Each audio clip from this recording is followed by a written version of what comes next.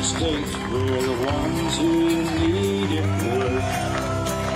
Let the rest of the world help us fortune.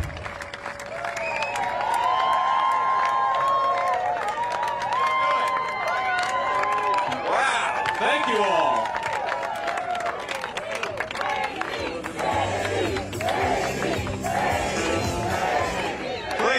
Please, thank you all, please. It is great to be here in Michigan. It's a little hot today, but it's a beautiful state. All right, let me talk a little bit about what we're going to do to take this country back. We're going to take back the White House. We're going to restore American manufacturing. We're going to restore our whole country, and it's going to start right here in the state of Michigan. Now, I love Byron Center. I've been here just about a couple hours, but Byron Center has been cast aside, and a lot of places in this country have been cast aside by America's ruling class in Washington, D.C. Now, politicians come into places like Michigan, they say nice things, but they crush our industries, they offshore our jobs, and they undercut American wages with illegal labor. You, my friends, have been betrayed. And the people who have been doing the betraying have gotten rich off of this country's decline. And it's time to call them out, and it's time to kick them out of office.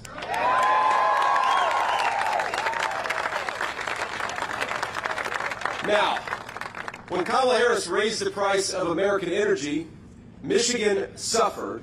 You suffered. Good American jobs suffered, but you know who made a lot of money? Kamala Harris's donors, the people who benefit from some of these green energy scams where they do things like, build windmills in salt water off the coast of Nantucket, and of course they fall apart and get washed up ashore, right? Crazy stuff. Now, when she forced Americans, using your tax dollars, by the way, to buy EVs made in China, it made Michigan a whole lot poorer, but it made the green energy lobby a whole lot richer. And this is a theme with Kamala Harris. I don't know if you noticed, but every time she makes a decision that makes us poorer or makes our country weaker, there is somebody standing behind her who benefits. Just for example, when she let in millions of illegal aliens, it made our communities less safe, but it did give the Democrats a lot of voters. And they're trying to give illegal aliens the right to vote in major cities all across this country. Now, here's the thing. On November the 5th, this great betrayal from Kamala Harris, it's going to stop because we're going to elect Donald J. Trump President of the United States.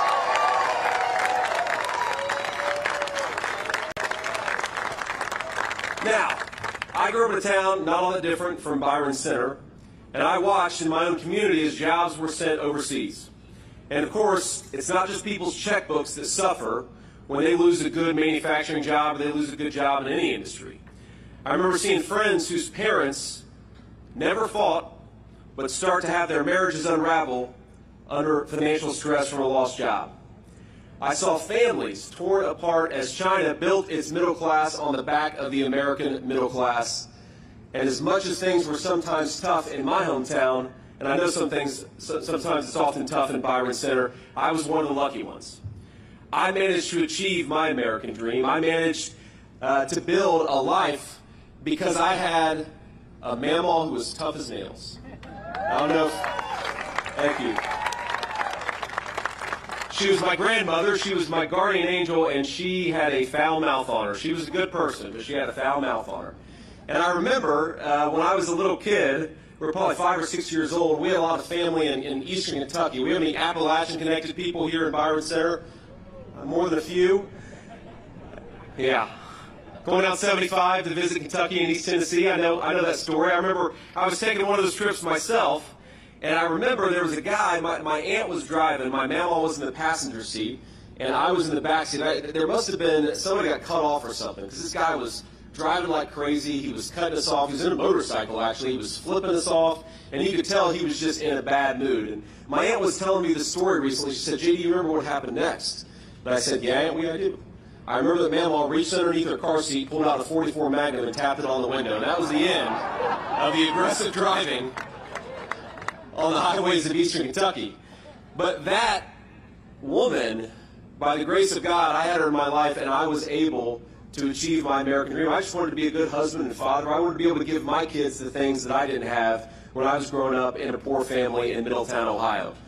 And I was able to do it, yes, because of my mamaw, but also because this is the greatest country in the world. The American dream is still real, and we are here to fight, to protect it, and to build upon it. Every single day, that's what we're going to do.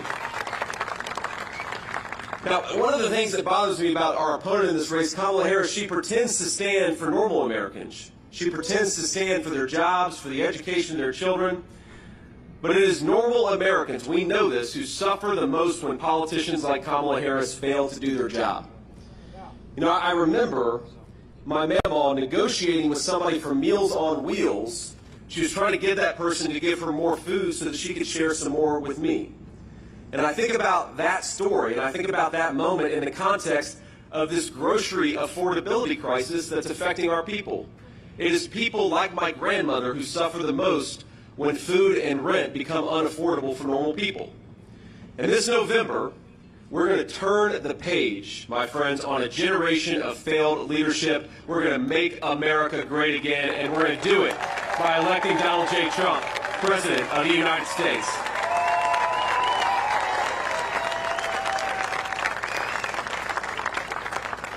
Now, that's the most important thing, of course, is the top of the ticket, because we all know the president controls so much in this country.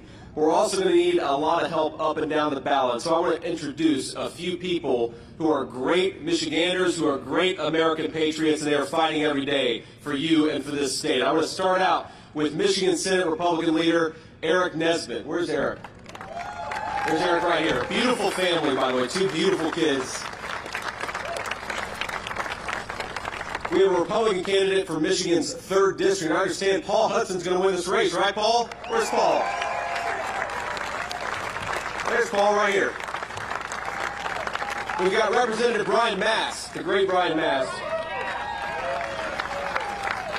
Number 5, Brian. Thank you, man. We've got Representative John Molinari. Where's John? There's John right there. Did I get your name right, John? Close enough? Close enough. And we have got a great guy running who's going to be the next senator for the great state of Michigan, Mike Rogers. Where's Mike? There he is.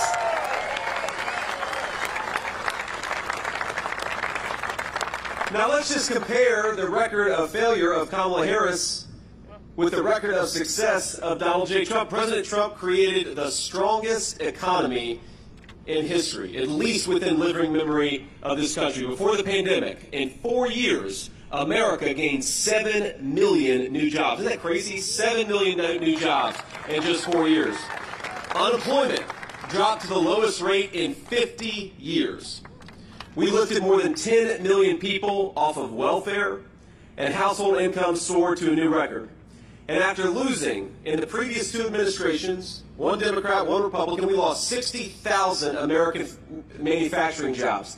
60,000 factories under the 2 previous administrations, and under 4 short years of President Trump's leadership, we built 12,000 new factories. That is what we can achieve when America's leaders put the citizens of America first.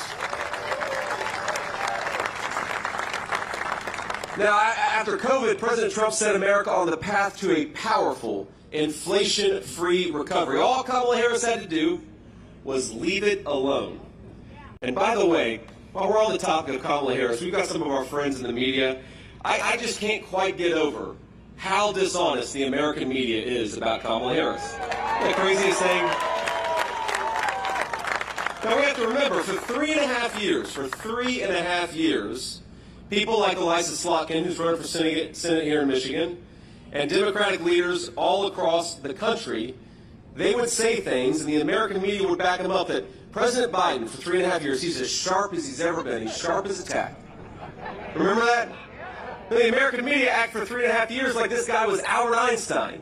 And now they want to tell us that Kamala Harris is the second coming of Abraham Lincoln. We don't buy it. We don't believe it. What she actually did, what the actual record is that she inflicted the American people with the worst affordability and inflation crisis in generations. Now, this is not rocket science, my friends. When inflation happens, when the government spends and prints money that we don't have, That makes your hard-earned money worthless. And that makes Kamala Harris directly responsible for this inflation disaster because she cast the tie-breaking vote on nearly $2 trillion in reckless spending.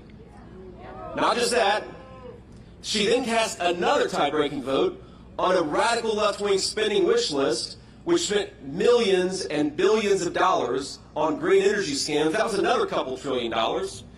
And while they weakened the dollar, Biden and Harris cracked down on American energy. That is a recipe for the terrible affordability crisis that we have on this country. You combine that with the regulatory agenda, you combine the energy problems, you combine the trillions of dollars in reckless spending, and you have got inflation into the stratosphere.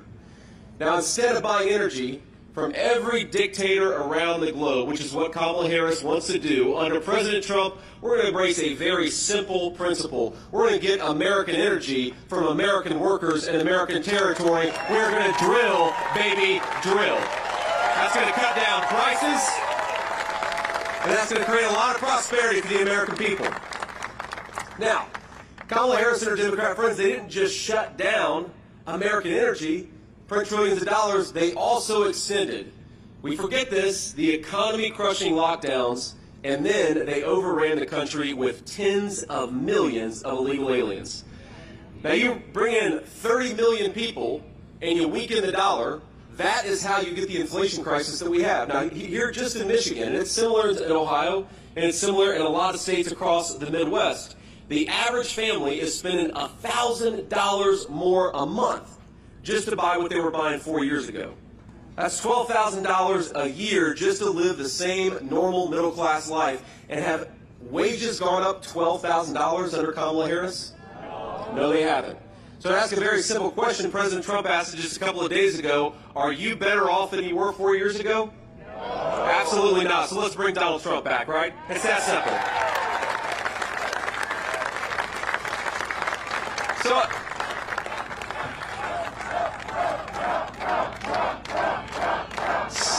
thank you. So under Kamala Harris, gas prices are up 50%. And I know we're a trucking company. You think truckers benefit when gas prices go up 50%? No. And neither do the people who depend on truckers, which is every single one of us. Housing costs have doubled. Grocery prices are up 21%. A record number of Americans are working multiple jobs. And I happen to believe in a simple principle that if you work hard and play by the rules, you ought to be able to afford a good life in the country your parents and grandparents built. Isn't that simple? Now, the housing market is the least affordable it's ever been. Mortgage rates have doubled, and that's thanks to Kamala Harris' spending policies. The average new car costs nearly $50,000 a year. And this November, my friends, we're going to send the message that Michigan chooses prosperity over poverty, and that we will never accept 4 more years of Kamala Harris. She's out of there.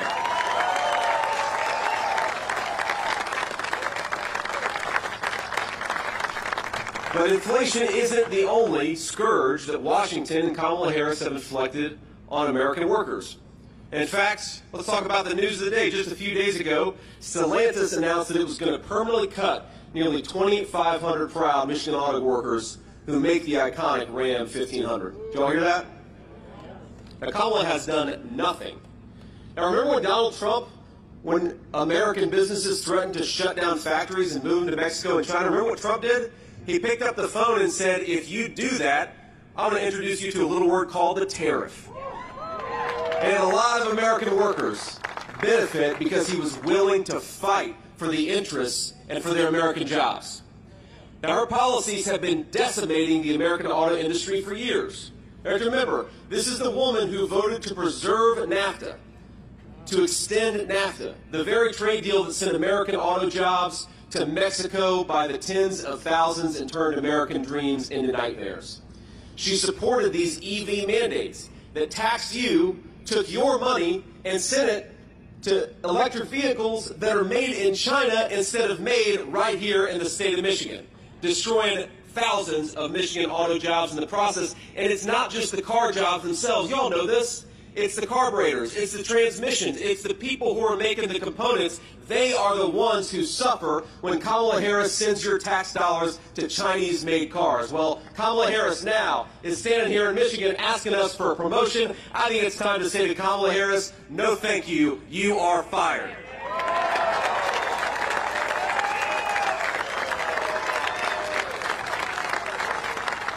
Now, even when Harris sold your jobs to the lowest bidder overseas, trashed your paychecks with unprecedented inflation, as America's border czar, she did something maybe even worse, flooding this country with millions of cheap, illegal alien laborers, stealing your jobs, depressing our wages in the process. On day one, just remember what they did. They promised they were going to do it, and then they did it. On day one, Biden and Harris suspended deportations. They stopped building the wall. I was at the wall a week ago, and you see it just laying on the ground, ready to be completed, and Kamala Harris won't let them. They reinstated catch and release, meaning that even if Border Patrol catches an illegal alien, oftentimes they get released into our country anyways. And they proposed amnesty for millions of illegal aliens. Kamala Harris turned Border Patrol into a travel agency for violent criminals and freeloaders from around the world. Now, President Trump and I have a different message. If you're in this country illegally, start packing your bags because Donald Trump is going to send you home, and he's going to do it on day one.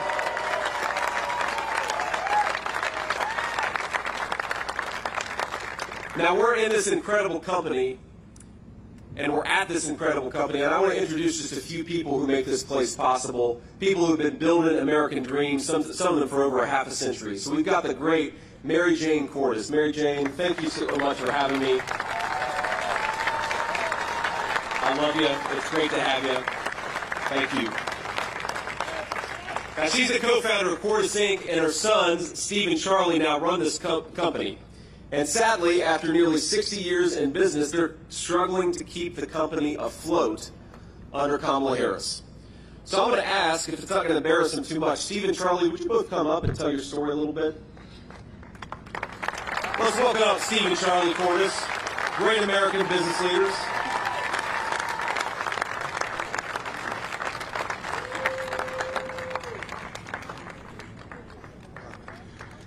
Yeah, JD's right.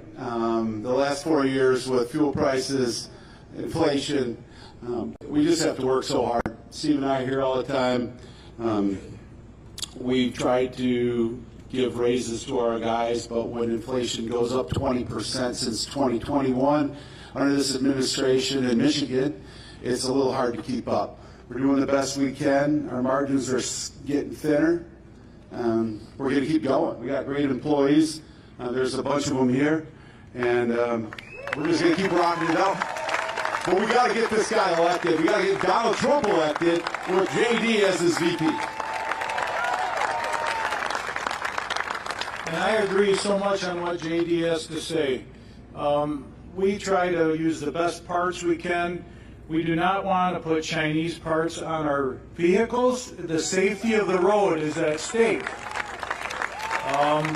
We always buy American-made as much as we can, and it's getting harder because they ship the jobs overseas. So we need to bring them back with the tariffs like Donald Trump did before and keep America great. Thank you.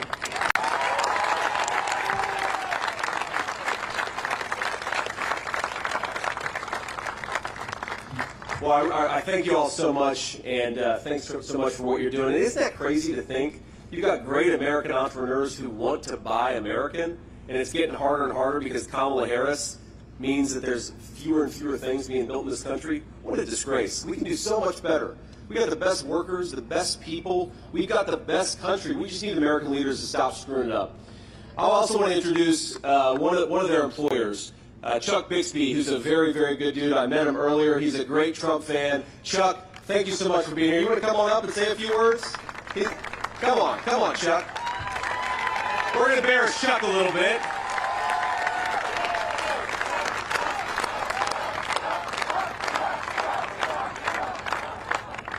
As I all said before, we need him.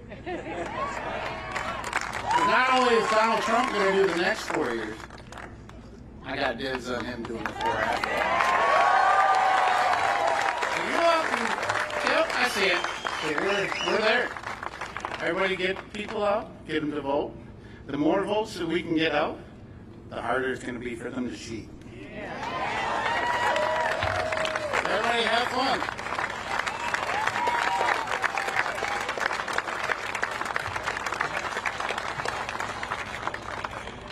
So, Chuck, I'm sorry for embarrassing you. I had to make you come up and say a few words. So let me just tell you a little story. Chuck reminds me of a lot of people that I knew growing up in Middletown, hardworking people who keep this country running. And it reminds me, sometimes Kamala Harris, she talks, and the Democrats talk about the old economy versus the new economy. I like to talk about the real economy versus the fake economy. And the real economy is for the people who build things with their hands, who get it to our stores, who transport it from one place to another. Chuck is working in the real economy. Without a lot of American workers like him, this country would be screwed. So thank you, Chuck. Thanks for what you do.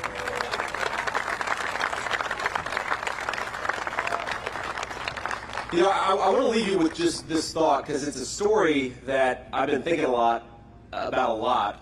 I've been on the campaign trail as the vice presidential nominee for all of about 4 weeks, and what an honor it is. But not long ago, I met a woman on the campaign trail, and she told me a story that really stuck out to me. She is a nurse, and her husband is recently retired. They're just middle-class people raising their grandchildren for reasons she didn't explain to me, but I'm sure all of us can guess why she's raising her grandchildren. And though this woman hasn't had an easy life, she told me about her home and her family without an ounce of complaint or resentment. Now, she wasn't angry at Kamala Harris for firing thousands of American healthcare workers for refusing to get a vaccine. She wasn't mad about that. She wasn't angry at her grandchildren for depriving her of an easy retirement, because she's a little on the older side and now she's got to take care of these grandkids. And she wasn't even angry at her daughter for leaving her an unexpected set of kids to care for. She lived her life, she cared for her family, and she did it without a hint of complaint. Now this, my friends, reminds me of my grandmother. This is the American spirit. A woman who does her duty, she does it well, and she doesn't expect a handout for doing it. God bless her.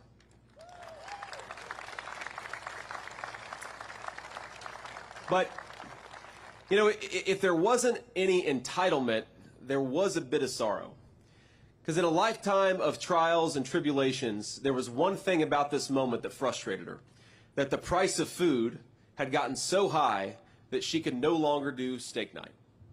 Every Friday, she told me, for years, we have done steak night in our house. And I'm not talking about a steakhouse or a filet mignon, but in good times and bad, we made sure that Friday, we'd go to the grocery store, we'd get a nice steak, and make it a special occasion. That was her family tradition every single Friday. And now, she told me, it's gone. We just do hamburger. There's nothing wrong with hamburger, but it's not a steak. Grocery bills are just too high, she said. Now, her nurse's salary isn't high enough, and her husband, who's a retiree, his Social Security is just a little too small. Now, America, I think, was built on a very simple promise: that each of us would have a say in our own government, that each of us would be secure in our own property, however tiny a slice of our country we got to own.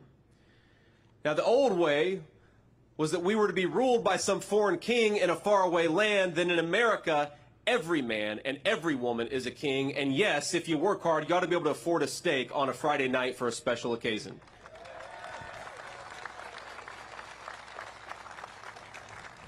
Now, I was listening to Kamala Harris give a rally recently, because she doesn't talk to the media. She just talks behind a teleprompter. We're going to take some questions from the media after this, as a matter of fact. But she said she's going to tackle the affordability crisis affecting American families on day one. Think about that. Kamala, day one was January of 2021.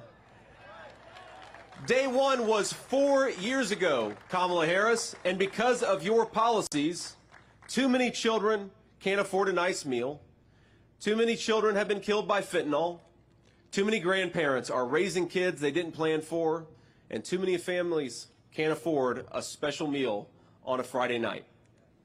Now, the media, our friends in the back, they make a lot of new noise, make a lot of news about the new tone of Kamala Harris's campaign. Have you seen this? They say Kamala Harris, you can tell she's excited. But I'll tell you what she's excited about. She's excited that she just got a promotion without earning a single American vote.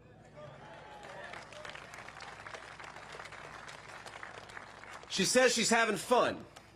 But while she's having fun, Americans are suffering under her policies. When she laughs during a speech, remember that there are American families crying this very day because they cannot afford groceries. When she does these rallies and does these events and does these fake dances, remember that there are parents who lost their children to drugs or violence who will never see their children move again, much less dance again. When she tells you, and this is her new slogan, we're not going back, remember that for 3.5 years, that is exactly what we've been doing. We've been going back to a place where Americans aren't kings in their own country, but paupers, begging their government for precious scraps of safety, security, and food. We are going back, Kamala Harris, because of you, and we're going to fire you because we want to take this country forward.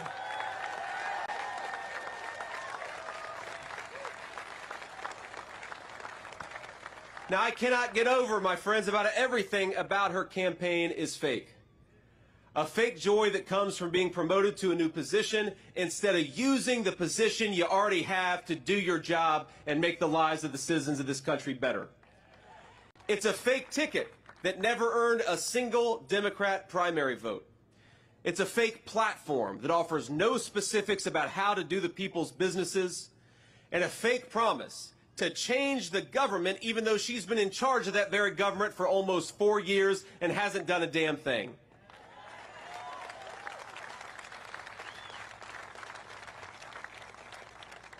Donald J. Trump's campaign instead offers something very, very different. Not a fake optimism, but a very real hope.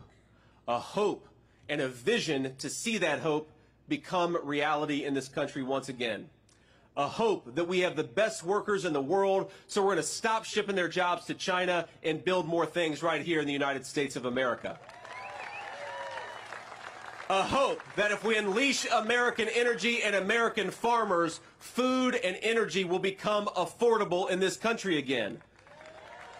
A hope that if we build more homes and stop foreigners from buying the homes that we have, the American dream of home ownership is going to become real again. It is a hope that we can close the border and stop the drugs if we empower the Border Patrol and back the blue in Michigan and everywhere else. It is a hope in the moms and dads and grandparents of our country that though they do have the spirit to survive under the policies of Kamala Harris, they have the ability to thrive under the leadership of Donald J. Trump. When we say that we will make America great again, we mean something simple. Safe streets for our families, a secure border, affordable food for our children, and the American dream, whether it's to buy a home or to see your children do better off than you did, that is achievable again. Let's get it done. We're going to start here in Michigan. It's going to start a fire that goes across the United States of America. Let everybody hear that America is ready to re-elect Donald J. Trump, the president, again. And Michigan, it's going to start with you. God bless you all. Thank you for doing everything you do, and thank you for having me. Thank you. Love that flag. Thank you, man. You guys.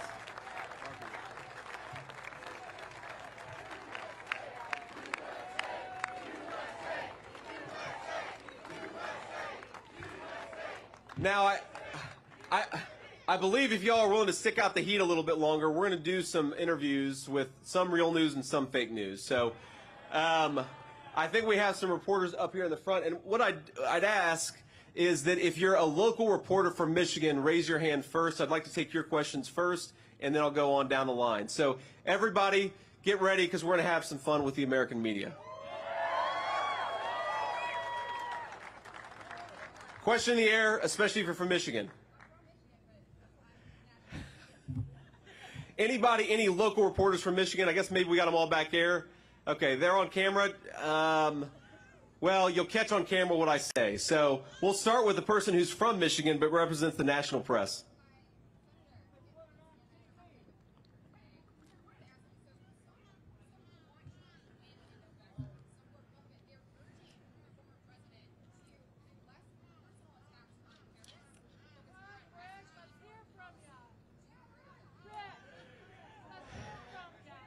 Well, look, the question, I'm not going to repeat that question because it's kind of insulting to our president. So I'll repeat the ones that aren't insulting to our president. Look, here's the answer. To the people who say that Donald Trump should do something different, they had an opportunity to make Donald Trump do something different by challenging him over 3 separate primaries, every single one of which he won. So I think that Donald Trump has earned the right to run the campaign that he wants to run. And look, if you listen to what Donald J. Trump says, if you look at what I say, we are prosecuting the case against Kamala Harris on policy. We're reminding people that Donald Trump delivered peace and prosperity, and Kamala Harris has delivered war all over the world and unaffordable groceries and housing here at home. That is the message we're going to take forward. But of course, President Trump, the reason people love him is because he's his own man, he's unfiltered, and he lets the American people see who he is. And I will say that as his running mate, I obviously can't always speak for the president, but I think I speak for the president. I think I speak for the American people in saying this, that we'd much rather have an American president who is who he is, who's willing to offend us, who's willing to tell us the truth, who isn't a fake who hides behind a teleprompter, but lets the American people see exactly who he is. So that's my view. Ma'am. Hi, I'm from Ohio. Oh, that's not a good thing in this crowd. She's from Ohio, ladies and gentlemen. But I will say, I have Michigan friends. We love our country enough that you guys are willing to give this Buckeye a nice, warm welcome. So thank you, guys, and God bless you. Ma'am. Senator Vance, thanks for taking my question. I'm Janice Seisel with the Epoch Times. And my question is, we do hear about costs of energy relating directly to grocery costs being up. What other steps besides drilling can the Trump-Vance administration take to lower those grocery prices for people? That's right.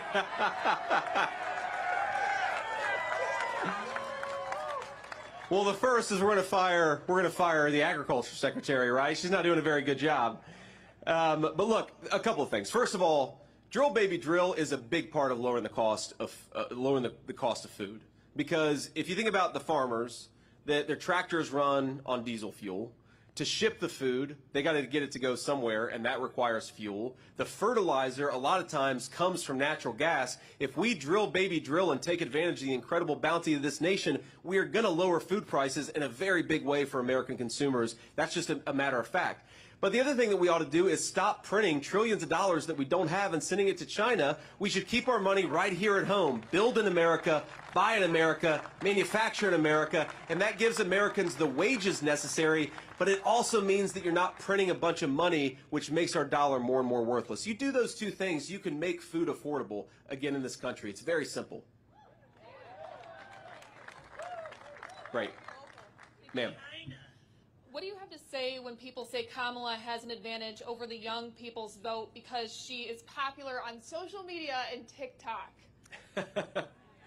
Well, look, I'd say the reason that Kamala Harris does a lot of social media, but we do a lot of social media too, but she doesn't have any ability to be unscripted. Right? What is she going to do other than play around on TikTok? She sure as hell isn't giving interviews. She's not standing before the American people answering questions, right? Now, at least from what I've seen, President Trump and I have great presence all across social media. He just did an interview with Elon Musk on X that had hundreds of millions of American listeners. It sounds like a lot of people in the audience. So I think we're doing great on social media. But my message to young people, I mean, look, I'm the only millennial, the first millennial in the history of a national ticket. And my message to young people is we want you to be able to build a life in this country. If you work hard and play by the rules, we want you to be able to afford a house. We want to bring mortgage interest rates down so that you can actually get a loan to buy that house. We want you to be able to raise a family if you so choose without having it destroy your checking account. And we have got the policies to make that happen. So I think that Kamala Harris, assuming that she can run this filtered campaign hiding behind a teleprompter, young people are smart. And they know that life has gotten more unaffordable under Kamala Harris. And the final point that I'll make is Donald Trump and I believe that America ought to be tough and America ought to have a strong foreign policy. But when people like Kamala Harris send our sons and daughters, our young people, to fight in stupid wars, it is the young generation that carries the burden of that. We're going to stop sending our young people to faraway lands. We are not the policemen of the world. We need to use our young people here at home as the resources that they are and not send them all over the world. And I think that hopefully is a message that's going to appeal. We're going to carry it forward, and we're going to see how the chips fall. But look, I feel very confident. We're going to win young people. We're going to win the whole country. Sir. The New York Times, I wanted to ask you about the latest economic news from this morning, with inflation now being under 3%, the lowest rate since mid-2021. What is your sort of reaction to that news? Well, I think the crowd reaction says it all. Look, when they say that inflation is down, they mean from a baseline where groceries are already 30% more expensive than they were when Donald Trump was president. And they're not saying it's coming down, they're just saying it's not going up as fast as it was 3 years ago. That is not a reputation or a record to brag on, that's a record to be ashamed of. Why did it take them so long to get inflation to where it is, and why are prices so high? It's because Kamala Harris failed to do her job. So if they want to go around, and this is, you know, it's funny. Kamala Harris, on the one hand, will say, on day one, we're going to tackle the affordability crisis. And like I said earlier, Kamala Harris has been the vice president for 3.5 years. And I think, ladies and gentlemen, she's in effect been the acting president, because we all know Joe Biden isn't home. So she's been the one controlling government policy for 3.5 years. She says she wants to tackle the affordability crisis on day one. And then on the other hand, she'll say, well, we've already got inflation under control. Well, which is it, Kamala? Which is it? The simple truth is America's credit card debt is getting higher.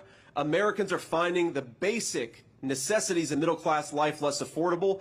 Americans are becoming, especially young people, are becoming paupers in their own country. If we don't do better, our young generation, they're not going to own anything. They're not going to have anything. They're going to be renters in the country that their parents and grandparents built. Inflation is a disaster. Kamala Harris does not have a leg to stand on. Sir. Thank you, Senator. Josh Albertus with WZZM here in Grand Rapids. You know, in the last few cycles, you know, we've seen a lot of people, based on the results of the election here in Kent County, describe Kent County as a lot more of a battleground than it used to be when it came to the era of Jerry Ford, for example. Contextualize, you know, to what extent you believe the campaign is trying to put resources into Kent County specifically. What kind of narrowed that down? Well, look, we love Kent County, and we think that it's going to be an important part of the election. But we think, look, the entire state of Michigan is important, right?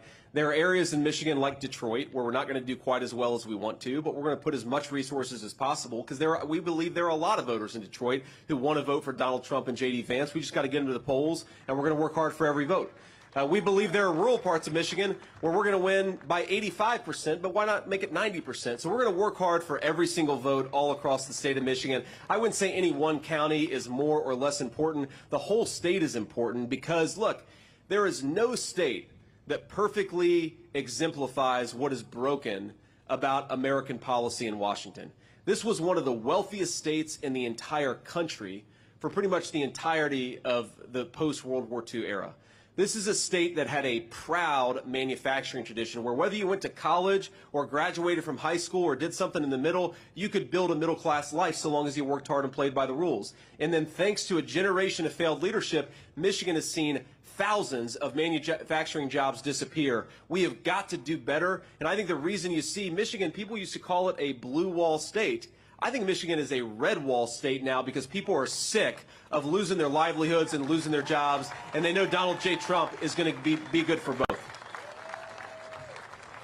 And I'll take two more questions here. Yeah.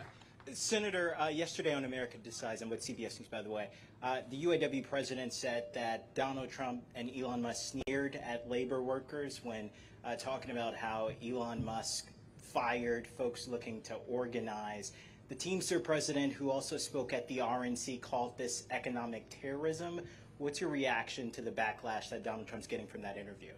Well, look, I like the Teamsters president. I think he's a good guy, but I think he's wrong about this because Donald Trump was not talking about firing Michigan auto workers. He was talking about firing the employees of Twitter who use their power to censor American citizens. Those people ought to be fired. If you censor Americans from exercising their First Amendment rights, you absolutely should be fired. Donald Trump's exactly right. Now, what Donald Trump has also done more than any president in my lifetime, again, 60,000 factories closed in the 16 years before Trump became president. In just the 4 years that he was president, he reversed that trend and opened 12,000 factories. This is a guy who's fighting for American jobs. And my message to Sean Fain, who's the head of the UAW and stands up next to Kamala Harris and sounds like a communist, is, trust me, I talk to a lot of UAW workers. They want a president who fights for their jobs. They want a president who will shut down this garbage at the border. They want a president who will stop sending American money to buy Chinese-made cars. American money ought to buy American cars. And UAW workers and non-union workers, we all believe in that message. That's why Donald J. Trump is going to win Michigan, and he's going to win the whole industrial Midwest. And then we'll do one more question. Any other Michigan people, Taylor? Yes, sir. Josh Berry, Fox 17. Hey, Josh. WXMI Grand Rapids.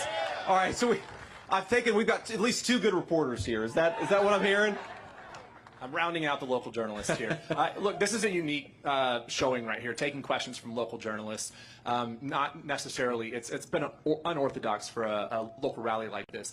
What are you hoping to show or say to voters, or is this a message to the Harris campaign, taking questions at a rally in front of people here? Look, it's a message to everybody that if you want to be the American people's vice president, you ought to answer their questions and try to earn their vote. It's really that simple.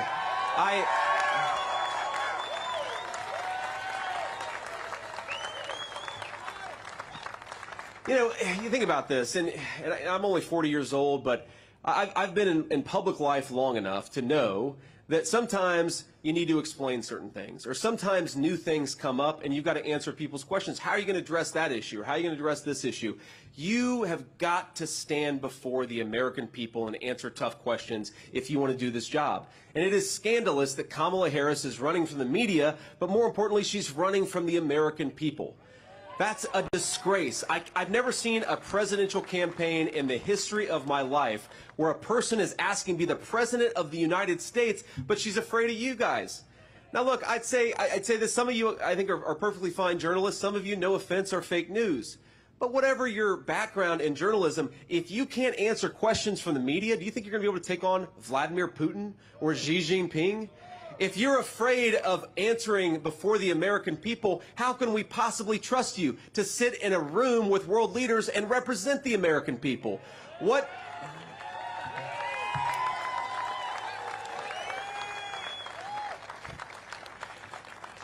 And I think what it shows is fundamentally Kamala Harris has no vision. She has no policies. Go to her website. Ask yourself, what is it that Kamala Harris wants to do for this country? And the answer is, she has no idea. None of us have any idea. What Kamala Harris is going to do for the American people is exactly what she's done for the last 3.5 years, which is fail. So we cannot give her a promotion. We've got to say, you are fired. God bless you all. Thank you so much for being here. Michigan, get out and vote. Get your friends and family to vote. Volunteer if you're able. I love you guys. I'll see you soon. We'll be back in Michigan quite a bit. God bless y'all.